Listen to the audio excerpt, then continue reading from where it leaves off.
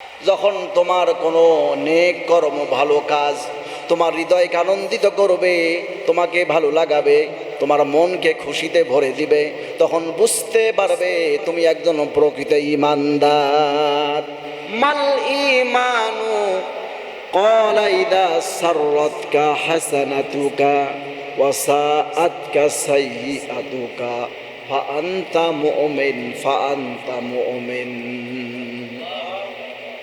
হযরত আবু উমামা রাদিয়াল্লাহু তাআলা আনহু বর্ণনা করেন, একজন আরব বলদ মানবতার নবীকে প্রশ্ন ছুড়ে দিল, প্রশ্ন করলো, হে আল্লাহর রাসূল, ঈমান কি জিনিস?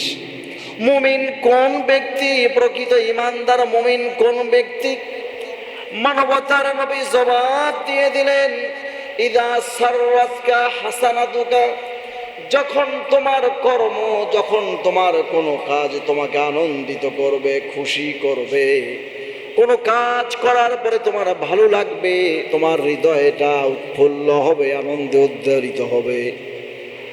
ওয়াসাআতকা সাইয়্যাতুকা, আর তোমার এমন কাজ, এই কাজটা তোমাকে ব্যথিত করবে, লজ্জিত করবে, মানবতার মাঝে ঘৃণিত করবে, তখন তুমি জেনে নিবে যে সত্যিকার অর্থেই তুমি একজন মুমিন। তোমার কাজটা তোমার কাছে অপছন্দ হবে, এমন কাজ তুমি করেছো যেই কাজটি করার পরে তোমার হৃদয়ের কাছে খারাপ লাগবে, অস্থির হবে, ভালো লাগবে না, কষ্ট লাগবে। এমন অবস্থায় বুঝবে তুমি প্রকৃত ঈমানদার। জোরে বলেন না সুবহানাল্লাহ। তাহলে কাজ মানুষকে কি করবে? যখন আনন্দ দেবে, নেক কাজ যখন মানুষকে উদ্ধারিত করবে, আনন্দিত করবে, তার কাছে ভালো লাগবে এবং মানব সমাজে তার কাজের প্রশংসা হবে, ওই কাজের জন্য মানবতা তার জন্য দোয়া করবে, তার কল্যাণ কামনা করবে, তখন বুঝতে হবে যে তার মধ্যে ঈমান আছে, সে প্রকৃত ঈমানদার মুমিন। আল্লাহু আকবার। সুতরাং সকল ভালো কাজের উত্তম কাজ হচ্ছে আল্লাহর সাথে সম্পর্কের সেতু বন্ধন। ইসলামের দ্বিতীয় স্তম্ভ সালাত। জোরে বলেন ঠিক কিনা? সালাত আদায় করতে নিজের হৃদয়ে প্রশান্তি পাবে, মিষ্টতা লাগবে, ইবাদত তার কাছে কি লাগবে? ভালো লাগবে, মজা লাগবে, ইবাদত করতে তার আনন্দ অনুভব হবে, সে প্রকৃত ঈমানদার। আমরা যখন সালাতে আসি, নামাজে দাঁড়িয়ে যাই, কত তাড়াতাড়ি নামাজ শেষ করব, কত তাড়াতাড়ি বের হয়ে আগে চলে যেতে পারবো। নামাজে আগে 4G 5G স্টাইলে আমরা নামাজ আদায় করি, এরকম মুসল্লি আছে না নাই? আছে না নাই? নামাজ আমাদেরকে শান্তি দেয় না, নামাজ আমাদেরকে প্রশান্তি যোগায় না, নামাজ আমাদের পছন্দ হয় না, নামাজে এসে অস্থির হয়ে যায়, নামাজে এসে তাড়াহুড়া করি, নামাজ কত তাড়াতাড়ি শেষ করতে পারবো, এই চিন্তায় বা এই কাজে আমরা খুব তাড়াহুড়ো করি, ঠিক কিনা বলেন? অথচ ঈমান যাদের পরিপক্ক ছিল, ঈমান নিতে হবে আমাদের মানবতার নবীর কাছ থেকে, ঠিক কিনা? নামাজ আদায় করতে করতে মানবতার নবী, যার আগেও কোনো পাপ নেই, যার জীবনে কোনোদিন একটা সামান্য ভুল যিনি করেন নাই, মানবতার নবী, আল্লাহর হাবিব, আল্লাহর বন্ধু, তিনিও আল্লাহর ভালোবাসা অর্জনের নিমিত্তে রাতের অধিকাংশ সময় সালাতে দাঁড়িয়ে থাকতে থাকতে দু পায়ের মধ্যে রস বেঁধে গিয়েছে। তাহলে কতক্ষণ পর্যন্ত তিনি সালাতে দাঁড়িয়েছিলেন, কিভাবে সালাত আদায় করেছেন, তার মতো সালাত আমাদের হওয়ার দরকার আছে না নাই? এভাবে যদি সালাত আদায় করার চেষ্টা করি, তাহলে আমি ঈমানের স্বাদ, মজা অনুভব করতে পারবো। আমাদের ইবাদত, আমাদের সালাত হতে হবে সাহাবায়ে কেরামের মতো। জোরে বলুন ঠিক কিনা? সাহাবায়ে কেরাম যেভাবে সালাতে দাঁড়িয়ে গেছেন, যেভাবে আল্লাহর সাথে সম্পর্ক স্থাপন করেছেন, যেভাবে আল্লাহর সাথে নিজের হৃদয়কে জড়িয়ে দিয়েছেন, নিজের অঙ্গ প্রত্যঙ্গকে আল্লাহর দাসত্বে নিয়োজিত করে দিয়েছেন, সেভাবে আমাদের ইবাদত করার দরকার আছে না নাই? সালাত কাকে বলে? ঈমানের নিদর্শন কাকে বলে? আল্লাহর নবীর একজন প্রিয় সাহাবীর জীবন থেকে আমরা জেনে নিতে পারি, মানবতার নবী মুহাম্মদুর রাসূলুল্লাহ সাল্লাল্লাহু আলাইহি ওয়াসাল্লাম জানতে পারলেন নাজদে দুটি গোত্র মদিনা আক্রমণের চেষ্টা করছে, মদিনা আক্রমণের প্রস্তুতি গ্রহণ করেছে। মানবতার নবী এই সংবাদ শুনে অতি দ্রুত 700 সাহাবীর একজন বাহিনী প্রস্তুত করে নজদের দিকে রওনা দিলেন। নজদে গিয়ে পৌঁছলেন। বিশ্ব নবীর আগমনের খবর শুনে, মুসলিম বাহিনীর আগমনের খবর শুনে কাফিররা ভেগে চলে গেল, ভয় পেয়ে গেল। কাফেরদের অন্তঃকরণে যাদের জীবনের ভয়, জীবনের মায়া বেশি, তারা মিথ্যার পথে থাকে। আর মিথ্যার পথে যারা থাকে তারা জীবনের মায়া সবচাইতে বেশি করে। জোরে বলেন ঠিক কিনা? কাফেররা জানতে পারলো মানবতার নবী বিশাল এক বাহিনী নিয়ে আমাদেরকে মোকাবেলা করার জন্য এসেছে। তারা ভয়ে সন্ত্রস্ত হয়ে পালিয়ে চলে গেল। বিশ্বনবী সেখানে 3 দিন অবস্থান করলেন। কাফের বাহিনীর কোনো খোঁজ খবর নেই। তো এই 3 দিন একটি চমকপ্রদ ঘটনা ঘটে গেল।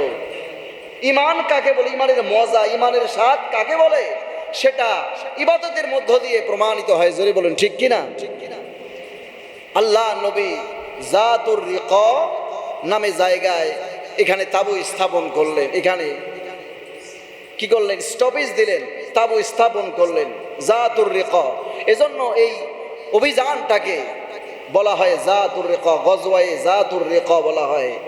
এই জাতুর রিকায় আল্লাহ নবী 3 দিন অবস্থান করলেন তাবু খাটিয়ে। 3 দিন তার সাহাবায়ে কেরামের মধ্যে পালাক্রমে দায়িত্ব কি বন্টন করে দিলেন।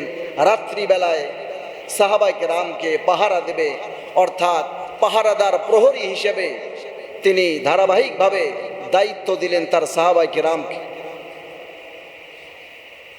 যেদিন একদিনের বিষয়, হযরত আম্মার বিন ইয়াসির প্রখ্যাত সাহাবী, যিনি অত্যাচার নির্যাতনের স্টিম রোলারে ঝড়জড়িত হয়ে গিয়েছিলেন কাফেরদের দ্বারা, সুমাইয়ার সন্তান হযরত আম্মার বিন ইয়াসির এবং হযরত আব্বাদ রাদিয়াল্লাহু তাআলা আনহুকে পাহারাদারের নিযুক্ত করলেন।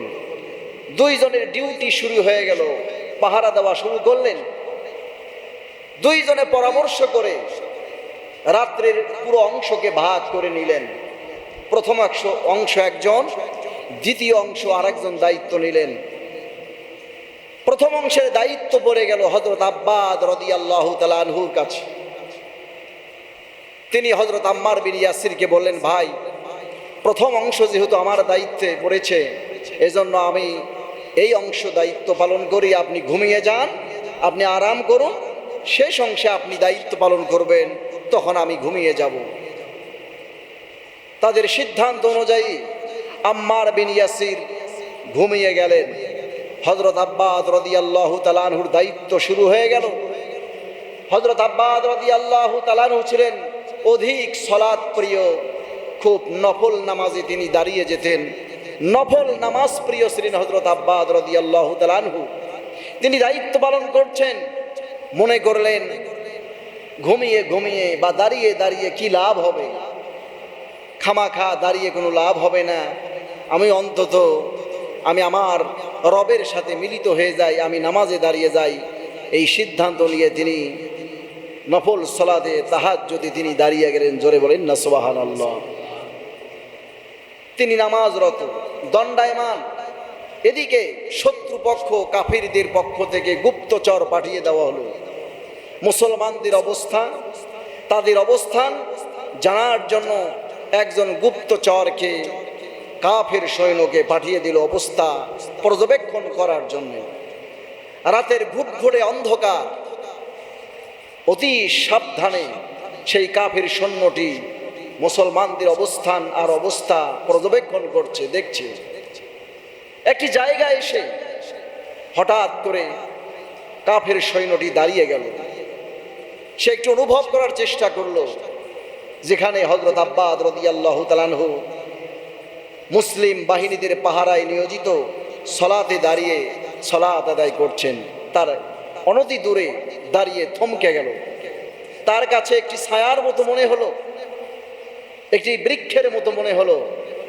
কাফের সৈন্যটি তার সন্দেহকে নিরসন করার লক্ষ্যে, সন্দেহকে দূর করার লক্ষ্যে তার তীর থেকে, ধনুক থেকে একটি তীর নিক্ষেপ করলো হযরত আব্বাদ এর বরাবর। তীরটি হযরত আব্বাদের পিঠে এসে ঢুকে গেল। হযরত আব্বাদ বুঝতে পারলেন, অনুভব করলেন বিরুদ্ধ বাহিনীর কোন তীর এসে তার পিঠে বিঁধে গিয়েছে, ঢুকে গিয়েছে। তীর ঢুকে যাওয়ার সাথে সাথে পিঠ থেকে ফিনকি দিয়ে রক্ত পড়ে যাচ্ছে, কিন্তু হযরত আব্বাদ রাদিয়াল্লাহু তাআলা আনহু সালাত ছাড়ছেন না। তিনি যে সালাতে দাঁড়িয়ে মজা পেয়েছেন, রবের সাথে মিলিত হয়ে গিয়েছেন, রবের সাথে নিজের আত্মাকে জুড়ে দিয়েছেন। তিনি অনুভব করলেন তার পিঠে তীর ঢুকেছে, তারপরও তিনি সলাতে মজা পাওয়ার কারণে, ইমানে স্বাদ পাওয়ার কারণে সলাত ছেড়ে দিলেন না। আল্লাহু আকবার। আমার ভাইরা, কাফের সৈন্যটি আবারও সন্দেহকে দূর করার জন্য আরেকটি তীর সে নিক্ষেপ করলো। এবার দ্বিতীয় তীরটাও এসে হযরত আব্বাদের পিঠে ঢুকে গেল। হযরত আব্বাদ সালাতের মজা পেয়েছেন, নামাজ ছাড়লেন না। নামাজে দাঁড়িয়ে রবের সাথে কথোপকথন করছেন। কাফের সৈন্যটি আবারও একটি তৃতীয় নাম্বার তীরটাকে যখন নিক্ষেপ করলো, তৃতীয় তীরটা এসে হযরত আব্বাদের পিঠের মধ্যে ঢুকে গেল। হযরত আব্বাদের গোটা শরীরটা রক্তে রঞ্জিত হয়ে গেল, রক্ত গড়িয়ে গড়িয়ে পড়ছে। আব্বাদ নামাজ ছাড়লেন না, কিন্তু তিনি অনুভব করলেন এভাবে দাঁড়িয়ে দাঁড়িয়ে যদি আমি সালাত আদায় করতে করতে মারা পড়ে যাই, তাহলে কাফের বাহিনী এসে আক্রমণ করবে, আল্লাহর নবীর সাথীরা, সাহাবীরা মারা পড়ে যাবেন, আমরা পরাজিত হয়ে যাব। তাই তো তিনি পাহারাদারে নিযুক্ত হয়েছেন। এই দায়িত্বকে উপলব্ধি করে আল্লাহর নবীর সাহাবীদের জান বাঁচানোর লক্ষ্যে তিনি নামাজটাকে সংক্ষিপ্ত করলেন। নামাজ সংক্ষিপ্ত করে সালাম ফিরিয়ে তার সাথী হযরত আম্মার বিন ইয়াসিরকে ডাকলেন, ডেকে উঠালেন। হযরত আম্মার বিন ইয়াসির তাকে লক্ষ্য করে দেখলেন গোটা শরীরটা রক্তরঞ্জিত লাল হয়ে গিয়েছে। তিনি দেখলেন পিঠে তিনটা তীর ঢুকে গিয়েছে। হযরত আব্বাদকে বললেন, ভাই অবস্থা কেন? তিনটা তীর এসে আপনার শরীরে ঢুকে গিয়েছে, কেন আপনি ডাকলেন না? কেন আপনি ডাকলেন না? হযরত আব্বাদ বলছেন, আমি নামাজে দাঁড়িয়েছিলাম, কোনো কাফের হয়তো আমাকে তীর বেঁধে দিয়েছে, কিন্তু আমি এমন অবস্থায় ছিলাম, আল্লাহর ভালোবাসায় নিজেকে সঁপে দিয়েছিলাম। সূরাতুল কাহাফ আমি সালাতের মধ্যে তেলাওয়াত করছিলাম, এত বেশি ভালো লাগছিল, এত বেশি মজা পাচ্ছিলাম, আমার ভয় হয়ে গেল নামাজ যদি সংক্ষিপ্ত না করি আল্লাহর নবীর সাথীরা মারা পড়ে যাবেন, অনেক বড় ক্ষতি হয়ে যাবে। এই উপলব্ধিটা যদি আমার কলিজার ভিতরে উথিত না হতো, এই চিন্তা যদি আমি না করতাম, এই বিষয় যদি না ছিল, তাহলে সালাত আদায় করতে করতে কাফেরদের তীর খেতে খেতে শাহাদত বরণ করতাম, আল্লাহর সালাত আমি ছেড়ে দিতাম না। এই ছিল সাহাবায়ে কেরামের ইবাদতের দৃশ্য। ঈমান যত মজবুত হবে, ঈমান যত পরিপক্ক হবে, আল্লাহর ইবাদত, দাসত্ব আর গোলামিতে তত বেশি মজবুত এবং দৃঢ় হবে ঈমানদাররা। জোরে বলি আল্লাহু আকবার।